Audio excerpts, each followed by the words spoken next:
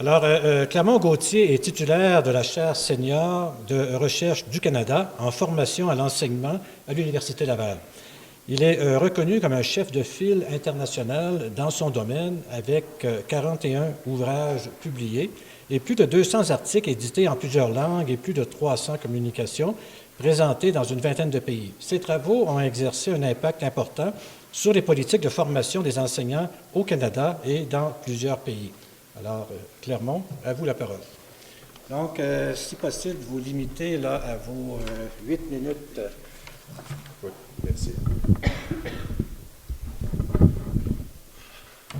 Alors, d'entrée de jeu, j'aimerais remercier la Société de m'avoir élu comme membre. Je pense que c'est un grand honneur qui rejaillit non seulement sur moi, mais aussi sur mon institution et en même temps sur les collègues avec lesquels j'ai travaillé parce que finalement, j'ai écrit beaucoup dans ma vie, mais aussi j'ai écrit beaucoup avec d'autres qui m'ont accompagné dans ce processus et je pense que je leur dois beaucoup. Alors, quand je jette un coup d'œil à ma trajectoire professionnelle, je me rends compte que j'ai toujours été un enseignant dans l'âme.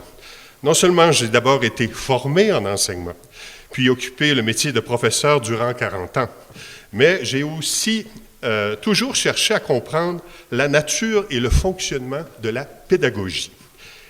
L'étude de la pédagogie constitue la trame de fond de ma carrière de chercheur qui a été marquée par des questions telles que comment enseigne-t-on? Quelles sont les stratégies que l'on déploie en enseignant?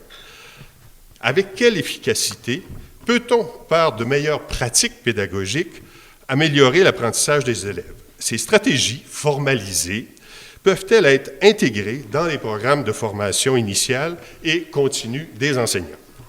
Mes premières recherches comme professeur à l'Université du Québec à Rimouski à la fin des années 70 m'ont conduit à examiner en profondeur les travaux de ceux qu'on appelle les grands pédagogues, les Freinet, Neal, Montessori, Paulo Freire, afin de mieux saisir la nature de leur système de pensée, ses fondements et les dispositifs d'enseignement qu'ils proposaient. J'ai été à même de constater à ce moment-là la dimension normative et artisanale des travaux de ces pédagogues de génie, mais aussi le peu de preuves empiriques attestant de l'efficacité de leur stratégie pédagogique. En corollaire, j'ai compris la nécessité de conduire des recherches plus systématiques sur l'enseignement. Cette préoccupation de mener des recherches plus rigoureuses sur l'enseignement s'est concrétisée dès mon arrivée à l'Université Laval en 1989. Il y avait à l'époque beaucoup de travaux portant sur l'étude de l'apprentissage, mais beaucoup moins de chercheurs adoptaient l'enseignant ou l'enseignement comme objet d'étude. Ce regard porté sur l'enseignant comme objet d'étude nous a conduit à fonder avec des collègues le Centre de recherche interuniversitaire sur la formation et la profession enseignante, qu'on appelle le CRIFP, centre reconnu officiellement et financé par l'Université Laval, l'Université de Sherbrooke, l'Université de Montréal, toutes les universités du réseau UQ et par le fonds FQRSC. Il s'agit présentement du plus important centre de recherche en éducation au Canada dans le domaine de la formation et de la profession enseignante. Le CRIFP, qui a célébré son 20e anniversaire en 2013, comprend maintenant une centaine de chercheurs et accueille près de 500 étudiants à la maîtrise et au doctorat. Ce même regard sur l'enseignant nous a conduit à examiner plus avant, au début des années 90, les travaux sur la professionnalisation de l'enseignement. On sait que les professions sont caractérisées notamment par des savoir-faire validés par la recherche. En ce sens, l'agir spécialisé du professionnel est différent du citoyen ordinaire. Dans cette perspective, plusieurs chercheurs ont tenté de vérifier à ce moment-là l'existence d'une base de connaissances en enseignement, ou ce qu'en anglais on appelle « a knowledge base for teaching », c'est-à-dire un ensemble de savoir-faire validés par la recherche cernant les meilleures pratiques pour enseigner plus efficacement aux élèves. Nous avons ainsi pu isoler, à travers des synthèses de recherche, des stratégies associées à une plus grande efficacité de l'enseignement. Les années 2000 nous ont permis de pousser plus loin nos travaux sur l'enseignement.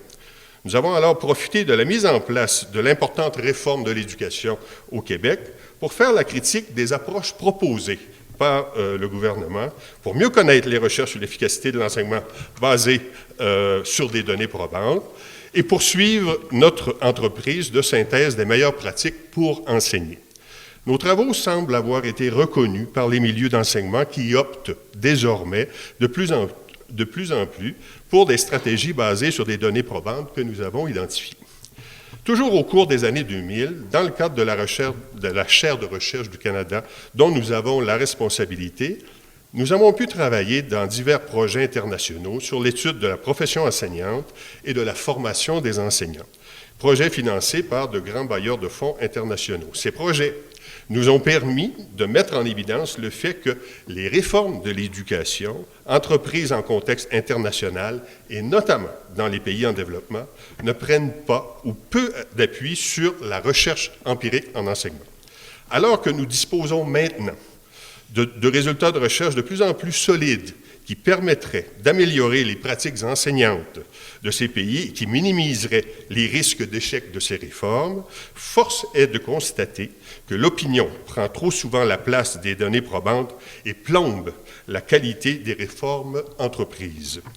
On ne peut améliorer la qualité de l'éducation dans les écoles si la qualité des maîtres n'est pas haussée, et cette dernière ne peut s'améliorer si on ne forme pas les enseignants aux meilleures pratiques, aux best practices.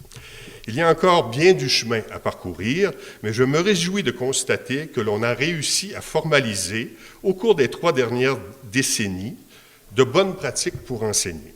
Le temps qu'elles soient adoptées dans les milieux de pratique demeure sans doute le plus important défi à relever pour les prochaines années.